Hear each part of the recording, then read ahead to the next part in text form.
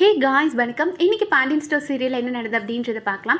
So first scene என்ன காட்டுறாங்க அப்படின்னா, நம்மளோட செந்தில் அவர் வீட்டுக்கு வந்து அப்படியே கோபமாக உட்காந்துருக்காரு.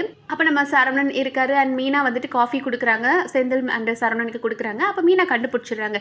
டே என்னடா ஒரு மாதிரி சோகமாக இருக்கேன், என்னாச்சுங்க, ஏன் ஒரு மாதிரி இருக்கீங்க அப்படின் போது இல்லை ஒன்றும் இல்லை அப்படின்றாரு. இவரும் கேட்குறாரு என்னாச்சு அப்படின்னு சரவணன் கேட்கும்போது ஒன்றும் இல்லைன்னு சொல்லிட்டு நம்ம செந்தில் இருக்காரு. பட் பழனி மாமா அப்போ தான் வர்றாரு. வந்தவர் கேட்குறாரு செந்தில் கிட்டே, டே என்னடா பண்ண, சின்ன குயோ முயோ கயோன்னு கத்திக்கிட்டு இருக்காரு, இப்போ ஏன்டா வம்பிழுத்த அப்படின்னு கேட்குறாரு. அப்போ தான் குடும்பமே, ஐ மீன் பாண்டியன் மட்டும் இல்லை, அவங்க அம்மாவாகட்டும், கோமதி, மீனா, அப்புறம் நம்ம அரசி, சரவணன் எல்லாருமே அங்கே தான் இருக்காங்க. என்னடா ஆச்சு அப்படின் போது, ஆமாம் மீனா கிட்ட வம்பு இழுத்துருக்கார், சும்மா விட முடியுமா, அதான் நான் பார்த்தேன், ரோட்டில் போனது அதான் நான் போய் கேட்டேன் அப்படின்னாரு. அப்போ நம்மளோட மீனா கேட்குறாங்க, ஏங்க இதை பண்ணீங்க, நான் தான் பார்த்துக்கிறேன்னு சொன்னேன்ல அப்படின்றாங்க. அண்ட் கோமதி சொல்கிறாங்க, டே அப்பா தான் அடுத்த தடவை எந்த பிரச்சனையும் அவங்க அப்பா பார்த்துக்கிறேன்னு சொன்னாங்களே, நீ ஏன்டா தேவையில்லாமல் தலையிடுற அப்படின்போது, அது அடுத்த தடவை பிரச்சனை அப்பா பார்த்துக்கிறேன்னு சொன்னாங்க, ஆனால் இந்த தடவை நான் அமைதியாக இருக்க முடியாதுல்ல, அதான் நான் பார்த்து கேட்டேன் அப்படின்னு சொல்கிறாரு. ஏன் தான் இப்படி எல்லாருக்கும் மூக்குக்கு மேலே கோவம் வருதோ அப்படின்னு சொல்லிட்டு கோமதி கிளம்பிடுறாங்க. மீனாவும் ஏங்க நான் பார்த்துக்கிறேங்க அப்படின்ட்டு போயிடுறாங்க.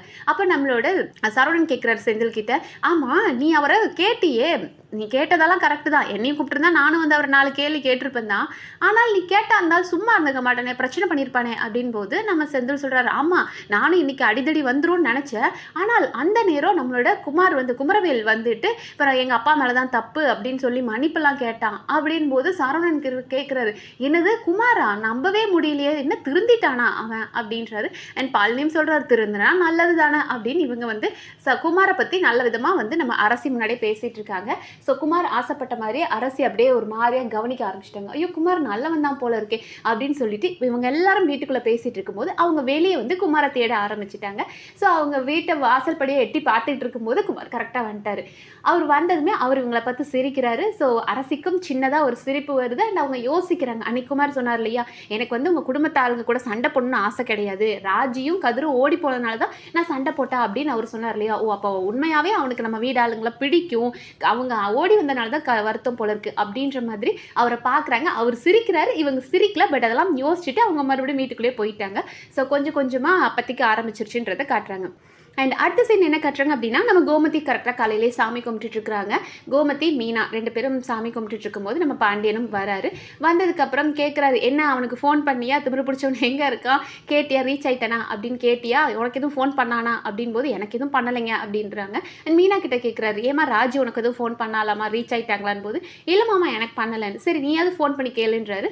ஸோ கோமதி நம்ம கதிருக்கு ஃபோன் பண்ணி கேட்குறாங்க, டே என்னடா ரீச் ஆயிட்டியான் போது, ரீச் ஆயிட்டம்மா வந்து 1 மணி நேரம் ஆச்சுன்னு, என்ன ஒரு ஃபோன் கூட பண்ண மாட்டியா அப்படின்னு. எப்போதும் ஒரு நம்மளோட அப்பா அம்மா எப்படி ஒரு பயங்கர கேரிங்ல, ஐயோ ரீச் ஆயிட்டீங்களா, எங்கே இருக்கீங்கன்னு கேட்பாங்களே அந்த மாதிரி. ஸோ இவரும் இருந்துட்டு இந்த கல்யாணத்துக்கு தான் போயிட்டு இருக்கு, இப்போ தான் சாப்பிட போகிறோம் அப்படின்ற மாதிரி பேசிட்டு இருக்காங்க. சரி இவட்ட ராஜிட்ட கொடு அப்படின்றாங்க. அண்ட் ராஜிக்கிட்டையும் கோமதி பேசுகிறாங்க, என்னம்மா ரீச் ஆயிட்டீங்களா, பார்த்து கல்யாணத்துக்கு போயிட்டு வாங்க, என் பையன் ஒன்று நல்லா பார்த்துக்கிறானாமா அப்படின்னாங்க. அவங்களும் சிரிச்சுக்கிட்டே நல்லா பார்த்துக்கிறாங்க அத்தை அப்படின்னு. என் பிள்ளை இல்லை அப்படிதான் பார்த்துக்குவான்ற மாதிரி கோமதி சந்தோஷப்பட்டு சரி பார்த்து போயிட்டு வாங்க அப்படின்னு சொல்லிட்டு வச்சிடுறாங்க.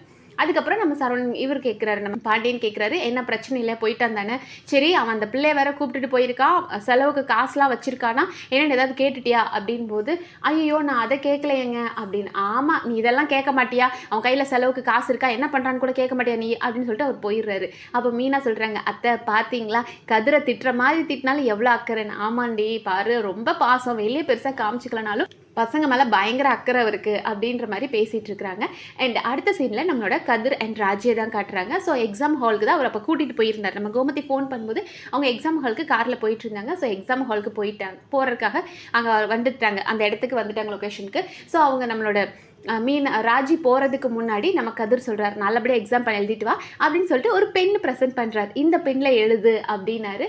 ஸோ ராஜி எதுக்குடா அப்படின் போது, நாளைக்கு நீ பெரிய வேலைக்கு போகும்போது நான் கொடுத்த பெண்ணை வச்சு நீ எழுதி தான் வந்து போலீஸாக நிற்கிற அப்படின் போது அது எனக்கு ரொம்ப கெத்தாக இருக்கும்ல, ஸோ நான் கொடுக்குற பெண்ணிலே நீ எழுது அப்படின்னாரு. அது நல்லா இருந்தது. அண்ட் ராஜி கேட்குறாங்க, நீ இருப்பியா இல்லை கிளம்பிடுவியான் போது, ஐயோ எனக்கு இந்த எக்ஸாம் ஹால் இடம்லாம் பார்த்தா எனக்கு ரொம்ப ஃபீவர் மாதிரி இருக்கும், ஸோ நான் உள்ளலாம் வரமாட்டேன், நான் அப்படியே சும்மா வெளியே நின்றுக்கிறேன் அப்படின்னாங்க. ஸோ ராஜியும் அப்படியே அரை மனசோடு அப்படியே அந்த பேனா வாங்கிட்டு கிளம்புறாங்க. இவர் வெளியே நின்று ஆல் தி பெஸ்ட் அப்படிலாம் சொல்கிறாரு. சரி அவங்களும் இதெல்லாம் காமிச்சிட்டு ஐடி வெரிஃபிகேஷன்லாம் முடிச்சுட்டு உள்ளே போயிட்டாங்க. எக்ஸாம் ஹால்குள்ளே போயிட்டு அப்பா கடவுளே அப்படின்னு ப்ரே பண்ணிவிட்டு கொஸ்டின் பேப்பர் வாங்கி பார்த்துட்டு அப்படியே ஜன்னல் வழியாக பார்த்தா வரமாட்டேன்னு சொன்ன கதிர் உள்ளே நின்றுட்டு இருக்கிறாங்க, ஜன்னல் கிட்ட வெயிட் பண்ணிட்டு இருக்காரு அவரு. இவங்களுக்கு ஷாக்கு. உள்ளேயே வரமாட்டேன், எனக்கு இந்த எக்ஸாம்லாம் பிடிக்காதுன்னு சொன்னவன் இப்போ நமக்காக வந்து நிற்கிறானே அப்படின்ற மாதிரி பார்க்குறாங்க. அவர் கேட்குறாரு, என்ன எக்ஸாம் எழுது, ஆல் தி பெஸ்ட் அப்படின்னு சொல்லிட்டு அவர் அங்கேயே வெளியே அவங்களுக்காக வெயிட் பண்ணிட்டு இருந்தார்.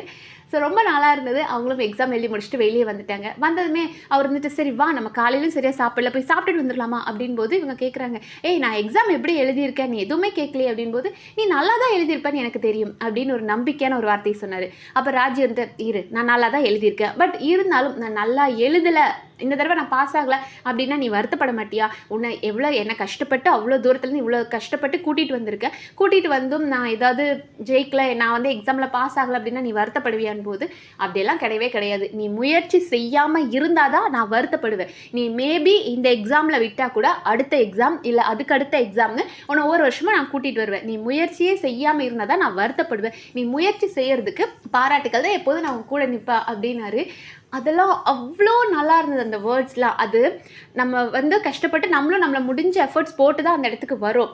ஆனால் ஏதோ ஒரு இடத்துல நம்மளோட நிலை தடுமாறும் போது நம்ம கூட ஒரு துணையாக நின்று, சரி விடு பார்த்துக்கலாம், எந்த ஒரு பிரச்சனையுமே அவங்க சொல்கிற அந்த விடு பார்த்துக்கலாம் ஒன்றும் பண்ணாது, ஆனால் நமக்குள்ளே ஒரு நம்பிக்கையை கொடுக்கும். சரி நம்ம கூட ஒருத்தர் துணையாக நிற்கிறாங்கன்னு அந்த நம்பிக்கை அவர் கொடுக்குறாரு பாருங்க. இந்த வாட்டி இல்லைன்னா அடுத்த வாட்டி எனக்கு உன் மேலே நம்பிக்கை இருக்குது, நீ முயற்சி பண்ணு, நீ ஜெயிப்பா அப்படின்ற மாதிரி கூட நின்னார் பாருங்க. கதிர் வேற லெவலில் இருந்தது.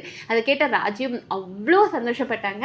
ஸோ அதுக்கப்புறம் அடுத்த சீன் இவங்கள என்ன காட்டுறாங்க அப்படின்னா, நம்மளோட மீனா அண்ட் கோமதி 2 பேரும் கிச்சனில் சமைச்சிக்கிட்டு இருக்கிறாங்க. ஸோ நம்மளோட சரவணன் அண்ட் பாண்டியன் 2 பேருமே லஞ்சுக்கு சாப்பிட வந்துடுறாங்க. வந்ததுமே என்ன இந்த டைமுக்கு வந்திருக்கீங்க அப்படின்றாங்க. அப்போ நம்மளோட மீனா கேட்குறாங்க, என்ன மாமா அக்காவுக்கு உடம்பு சரியில்லை தான் பார்க்க வந்தீங்களா அப்படின்னு. ஏன்னா மயிலுக்கு உடம்பு சரியில்லை. ஆமாம் அக்கா அப்பப்போ தலைவலின்னு வீட்டில் தான் இருக்கிறாங்க அப்படின் போது மயிலை கூப்பிட்டு கேட்டால், ஆமாங்க தலைவலியாக இருந்துச்சு, டேப்லெட் போட்டு வீட்டில் உட்காந்துட்டேன். ஆக்சுவலி இவங்க உள்ள ஸ்கூலுக்கு போனால் அவன் சர்டிஃபிகேட் கேட்பானேன்ற பயத்தில் வீட்டுக்குள்ளே உட்காந்துருக்காங்க. அப்படியாம்மா சரிம்மா உடம்பை பார்த்துக்கோ அப்படின்னு சொல்லிட்டு பாண்டியன் அடுத்த பிட்டை போட்டார். இங்கே பாருமா உன் கரஸ்பாண்டன்ட் ஃபோன் பண்ணியிருந்தாருமா, ஃபோன் பண்ணி இன்னும் நீ சர்டிஃபிகேட் கொடுக்கலன்னு வேறு கேட்டார், எப்போம்மா அந்த சர்டிஃபிகேட்டை கொடுப்ப அப்படின்னாங்க. அப்படியே நம்ம மயிலுக்கு ஷாக்கு. அட பாவி, இதுக்கு பயந்துக்கிட்டு தாண்டா நான் உடம்பு சரியில்லைன்னு வீட்டுக்குள்ளே உட்காந்துருக்கேன், இப்போவும் ஃபோன் பண்ணி கேட்டுட்டாரா அப்படின்ற மாதிரி ஷாக்கோடு இருந்தாங்க. அதோட இன்றைக்கி எபிசோட் முடிச்சிட்டாங்க. ஸோ ஓவரால் இன்றைக்கி எபிசோட் பார்க்கும்போது கதிர் அண்ட் அந்த ராஜியோட அந்த அண்டர்ஸ்டாண்டிங், அவருக்காக இவங்க யோசிக்கிறதும், இவங்களை வந்து எல்லா இடத்துலையும் மோட்டிவேட் பண்ணும், இந்த எக்ஸாம் இல்லைனாலும் அடுத்த எக்ஸாம் நீ உன்னோட முயற்சி மட்டும் கொடுத்துட்டு நான் உங்க கூட துணையாக நிற்கிறேன் அப்படின்னு, இப்படி ஒரு ஹஸ்பண்ட் கிடைக்காதா அப்படின்னு எல்லா பெண்களையும் ஏங்க வச்சிட்டு இருக்கிறாரு கதிர். அந்த மாதிரி இருந்தது. ஸோ பாப்போம் நாளைக்கு எபிசோடில் வேறு என்ன இன்ட்ரெஸ்டிங்காக நடக்குதுன்றதை அடுத்தடுத்த வீடியோவில் பார்க்கலாம். நன்றி.